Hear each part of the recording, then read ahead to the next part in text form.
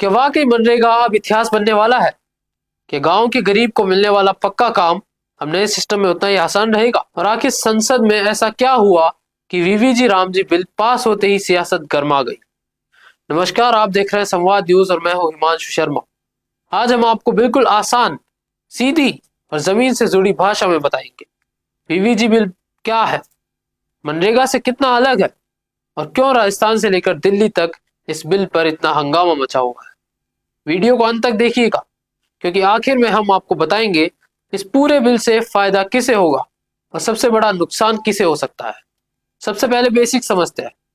अब तक गांव में रोजगार की गारंटी का नाम था मनरेगा, यानी महात्मा गांधी राष्ट्रीय ग्रामीण रोजगार गारंटी योजना। लेकिन अब केंद्र सरकार मनरेगा की जगह एक नया कानून लेकर आई है, जिसका नाम है वीवीजी रामजी बिल, और पूरा नाम विकसित भारत रोजगार गारंटी और आजीविका मिशन। रूरल सरकार का दावा है कि ये योजना ज्यादा मॉडर्न होगी, ज्यादा दिन का रोजगार देगी और सिस्टम ज्यादा ट्रांसपेरेंट होगा। लेकिन यहीं से सवाल शुरू होते हैं। अब ध्यान से समझिए, क्योंकि यही असली मुद्दा है। पहला बड़ा बदलाव, पहले मनरेगा में 100 दिन का काम मिलता था, अब सरकार कह रही है 125 दिन का रोजगार मिलेगा। सुनने में अच्छा लग रहा है, लेकिन आगे सुनिए। दूसरा बदलाव, पैसा कौन देगा? पहले कई राज्यों में केंद्र ज्यादा खर्चा उठाती थी, अब नए बिल में कहा गया है केंद्र 60% देगा और राज्य सरकार 40%। लेकिन साफ शब्दों में राज्य पर बोझ बढ़ेगा, और यहीं से राजस्थान जैसे राज्यों ने सवाल खड़े किए। अब आता है सबसे कंट्रोवर्शियल पॉइंट। नए बिल में लिखा है कि बुआई और कटाई के मौसम में करीब 60 दिन तक गरीब रोजगार के काम नहीं दिए जाएंगे। सरकार कहती है इससे किसानों को मजदूर मिलेंगे, लेकिन विपक्ष पूछता है जिनकी रोजी रोटी मजदूरी से है वो 60 दिन तक क्या खाएंगे? यही वो सवाल है जिसने संसद में हंगामा कराया। अब आते हैं उन बयानों पर जिनकी सबसे ज्यादा चर्चा हो रही है। उन्होंने सीधा कहा यह बिल नाम के लिए विकास का है, लेकिन आदिवासी इलाकों में ये जमीन पर काम नहीं करेगा। उनकी मुख्य मांगे थी बायोमेट्रिक सिस्टम में बदलाव हो, केंद्र की हिस्सेदारी फिर से 90% हो, पहाड़ी और आदिवासी क्षेत्रों के लिए अलग नियम बनाए। अमराराम ने तो और तीखा हमला किया। उन्होंने कहा 125 दिन की बात सिर्फ कागज पर है, जब 100 दिन भी पूरे नहीं हुए तो 125 दिन कैसे मिलेंगे? साथ ही उन्होंने सवाल उठाया कि अगर सरकार इतनी ही गंभीर है तो मजदूरों के लिए अलग वेलफेयर बोर्ड क्यों नहीं बनाती? हनुमान बेनीवाल ने सीधा सवाल दागा, महात्मा गांधी का नाम क्यों हटाया गया? उनका कहना था मनरेगा ने गांव से पलायन रोका, गरीबों को सहारा दिया और अब धीरे धीरे कमजोर होता जा रहा है।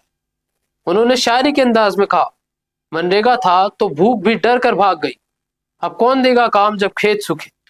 उनका आरोप था राज्यों पर आर्थिक बोझ डाला जा रहा है, गरीब राज्य इस योजना को चला ही नहीं पाएंगे।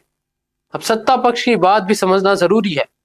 बीजेपी सांसदों का कहना है कि मनरेगा में भारी भ्रष्टाचार था, जॉब कार्ड में गड़बड़ी थी, पैसे बीच में अटक जाते थे, और सरकार का दावा है कि नया सिस्टम ज्यादा साफ होगा, साप्ताहिक भुगतान मिलेगा, डीबीटी से पैसे सीधे खाते में जाएगा और किसानों को भी फायदा होगा, क्योंकि कटाई के समय मजदूर मिलेंगे। अब सवाल ये नहीं है कि सरकार सही है या विपक्ष, असली सवाल ये है क्या राज्यों के पास इतना पैसा है कि 125 दिन सच में मिल पाएंगे, और क्या गांव का गरीब इस बदलाव के लिए तैयार है? सरकार विजन 2047 की बात कर रही है, लेकिन गांव का मजदूर आज की रोटी देखता है। वीवीजी रामजी बिल पास हो चुका है, अब असली परीक्षा जमीन पर होगी। क्या ये योजना गांव को मजबूत करेगी या मनरेगा की तरह ही विवादों को घिर जाएगी? आपको क्या लगता है, इन सब सांसदों में आपको किसकी बात सबसे ज्यादा सही लगी? कमेंट में जरूर बताइए, और ऐसे ही जमीन से जुड़ी खबरों के लिए संवाद न्यूज को सब्सक्राइब करना ना भूलें। जय हिंद। अगर आप बनना चाहते हैं पॉलिटिशियन, लेकिन पब्लिक स्पीकिंग और अपने विचारों को व्यक्त करना चुनौती लगता है, या कैमरे और पब्लिक के सामने किसी तरह से बोल पाए इसमें मुश्किल होती है, तो मिशी मीडिया सॉल्यूशंस लेकर आया है पॉलिटिकल कंसल्टेंसी कैंपेन, जिसमें वरिष्ठ जर्नलिस्ट और पॉलिटिकल एनालिस्ट की एक्सपीरियंस्ड टीम आपको मदद करेगी, जिससे आपकी आवाज और भी बुलंद हो जाएगी। इसमें हम आपके गोल को पूरी तरह से टारगेट करेंगे कि किस तरह से आपको पार्टी पहचाने, आपको उस क्षेत्र के लिए चुने, कैसे सर्वेज में आपका नाम आए, कैसे लोगों के बीच में आपका माहौल बने। ना सिर्फ कंसल्टेंसी हम आपको देंगे, बल्कि आपको सारे रास्ते दिखाएंगे और बताएंगे भी, जिससे आप भारत की राजनीति में अच्छे पॉलिटिशियन बनके समाज का सुधार कर सके। तो अभी कांटेक्ट कीजिए स्क्रीन पर दिए गए नंबर पर।